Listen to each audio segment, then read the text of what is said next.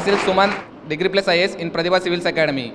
Now I would like to present taxation reforms in the present annual financial statement 2025 to 26, which is well appreciable and boosts the economic on the path of achieving Viksit Bharat by 2047.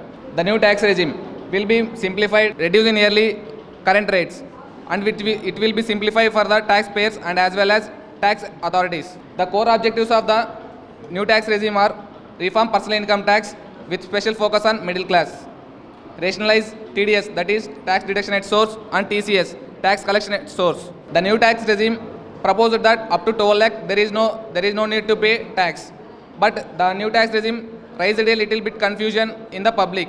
That is, up to 12 lakh rupees there is no tax, but in the tax slabs they are showing that up to 12 lakhs rupees there is 10% of tax. The thing is here that the tax which is collected up to 12 lakh rupees will be repaid through marginal relief.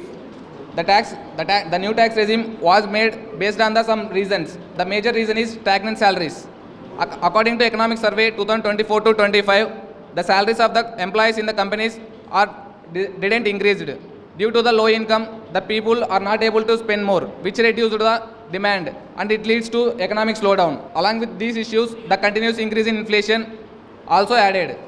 Most of the economic experts are thinking that the new tax regime will reduce the tax rates as proposed, and it increases the money supply in the hands of the people, so that they can spend more on the goods and services, and which leads to increase in demand, and this finally results in the economic growth of the country.